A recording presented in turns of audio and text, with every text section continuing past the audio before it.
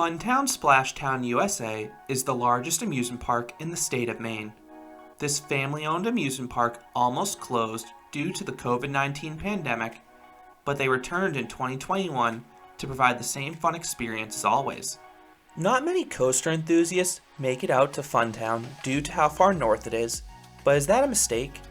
In this video, I will review Funtown Splashtown U.S.A. and explain why this is a solid park for what it is. Funtown has a really interesting history, and its origins go back to 1960. That was the year when Ken Cormier opened a drive-in restaurant. A few years later, Andre Dallaire, who was Ken's brother-in-law, opened a mini golf course next door. Over the next few years, both attractions started adding carnival rides.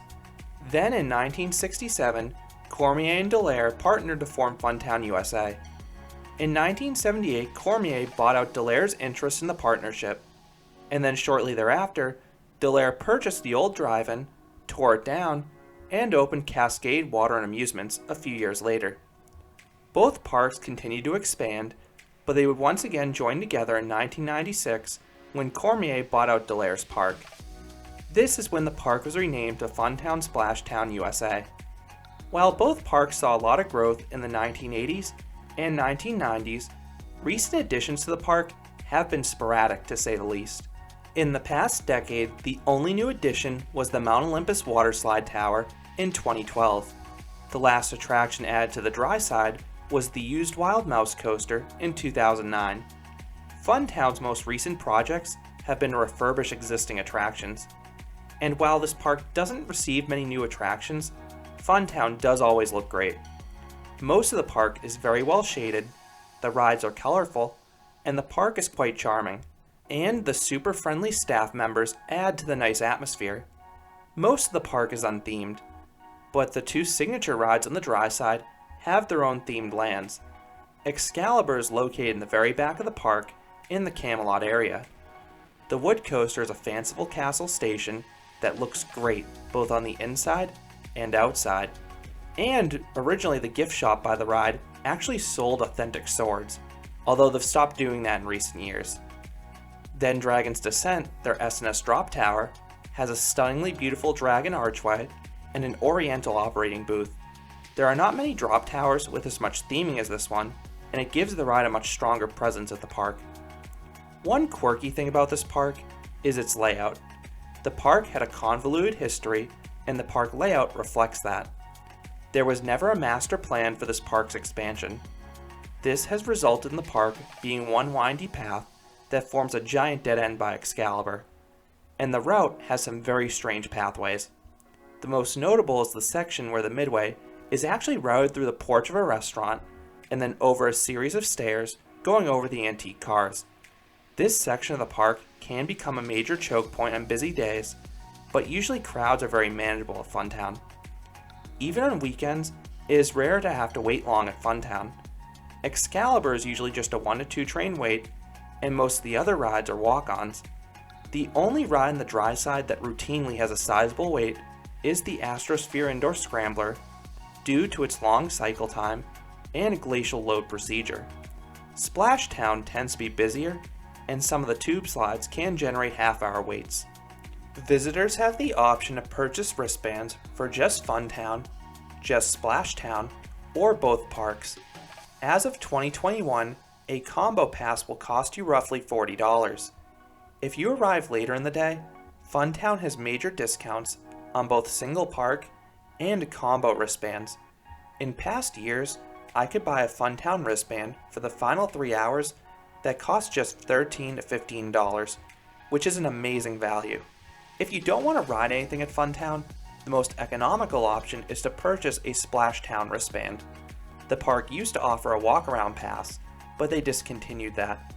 Since you have to walk through Funtown to access the Splashtown entrance, buying a Splashtown wristband is a way to save a little money if you're just supervising children. Funtown has a very short season compared to most parks in the United States. It's often only open from Memorial Day weekend through Labor Day weekend. This is mostly due to staffing rather than Maine's weather. But speaking of weather, Funtown is one of those parks that is very quick to close in the event of inclement weather. If there's a rainy forecast, the park often won't even open. When that happens, they post an update on their website and social media pages.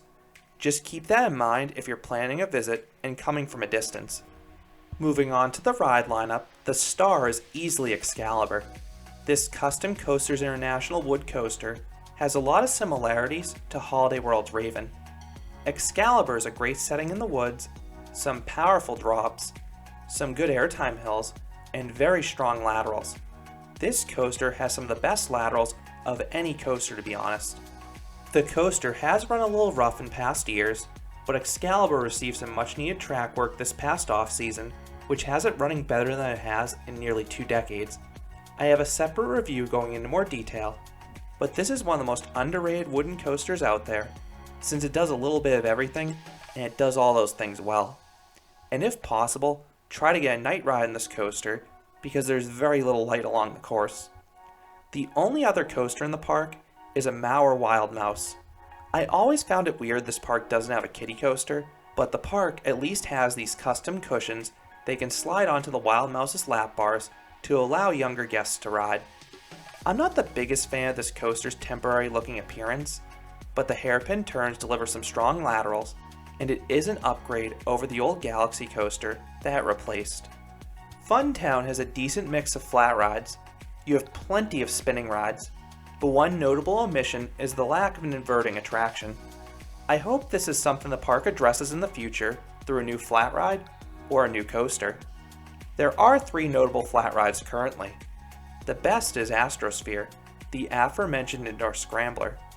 This is among the slower scramblers out there, but that is very deliberate. Astrosphere is more of a show than a ride. The ride has stunning lights and projections paired with ELO's amazing Fire on High. I have an entire video going into indoor scramblers in general, but this is the best of the bunch because of those show elements. The most intense flat ride at the park is Dragon's Descent, the 220-foot or 67-meter tall S&S Turbo Drop Tower. This drop tower offers breathtaking views of the park, woods, or Atlantic Ocean. I recommend sitting on the side facing the Dragon entrance for the most scenic view. This drop tower packs more of a punch than the other S&S versions out there. The start of the drop is more sudden and violent, which offers a stronger pop of airtime. The final notable flat ride here is the bumper cars. Funtown's cars are average in strength and speed, but they run them for a super long time, and the arena is wide open. Not only does this create a lot of chances for collisions, but they are one of the few parks that openly allows head-on collisions. I guess that's not too surprising though, given the sign by Excalibur. Rather than saying no trespassing like most other parks, the sign instead says, "Is there life after death? Jump this fence and find out." It's a seemingly unthinkable sign to see in an amusement park in America in 2021, but I find the craziness of the sign pretty funny. For younger guests, you have the largest cluster of kiddie rides on the midway over by Astrosphere. And then for families, your best bet is the small area to the left of the main entrance. This area has always felt a little soulless compared to the rest of the park for me. It's lacking the same shade and charm. This area is near the park's Grand Prix go-karts though, and one unique thing is that Funtown actually includes these go-karts with the Funtown wristband. Go-karts are upcharges at most parks, so it's really cool they're included at Funtown. For water rides, you have some bumper boats, and New England's tallest log flume in Thunder Falls. This one is a scenic course and a solid final drop. It's not super steep, but it has the aforementioned height, and this one can be a real soaker. The splash itself is fine, but there are tons of water cannons next to the splashdown, and locals love firing them at unsuspecting guests. Splashtown is a solid water park with something for everyone. There are 3 main slide towers. The older slides are all on a line, and they consist of a mat slide plus a few tube slides. The best thing about this tower is how the Liquid Lightning slide starts with a helix through some rock work. The other 2 slide towers have the park's newest water slides. One has Mammoth and Tornado. These are the park's 2 most popular slides. Mammoth is a fairly long family raft slide, while Tornado is a thrilling funnel slide with a great initial drop.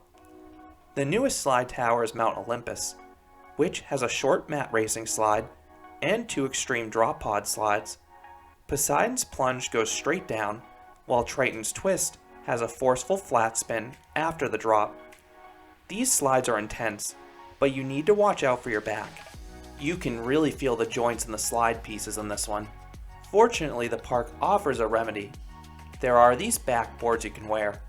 They look stupid, but they significantly improve the overall ride experience, both from a comfort and speed perspective.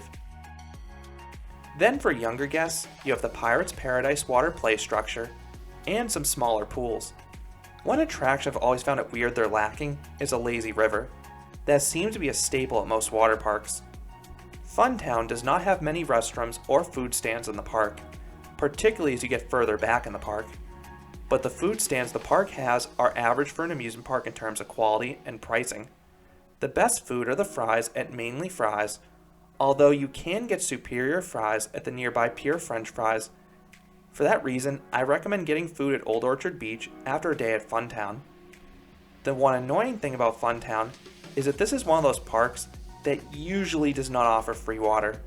I say usually because the park's policy about water is inconsistent day to day and employee to employee. In general, if you purchase a food item, you can either get a cup of water for free or just 25 cents. If you want just a cup of water, sometimes you can get it for just 25 cents. Other times you have to pay the price of a soft drink. But if you're pregnant or ex-military, I believe you can get free water all the time. I wish the water policy is more consistent because I never know how much I'm going to have to pay for it when I get to the cash register.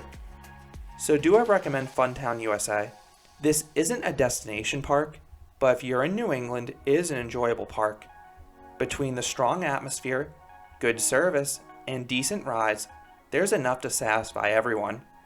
Excalibur and Astrosphere are the 2 standout attractions that are not to be missed. If you only care about either Funtown or Splashtown, this is a half-day park. But if you do both, it can become a full-day park. Of the New England parks, I prefer Six Flags, Lake Compounce, and Canobie, but it does become more attractive when paired with the nearby Old Orchard Beach because you have another amusement park in Palace Playland, plus scrumptious food. So those are my thoughts on Funtown Splashtown USA, Maine's largest amusement park. Have you been here? What are your thoughts about Funtown or any of the rides I talked about? I would love to hear what you think down in the comments.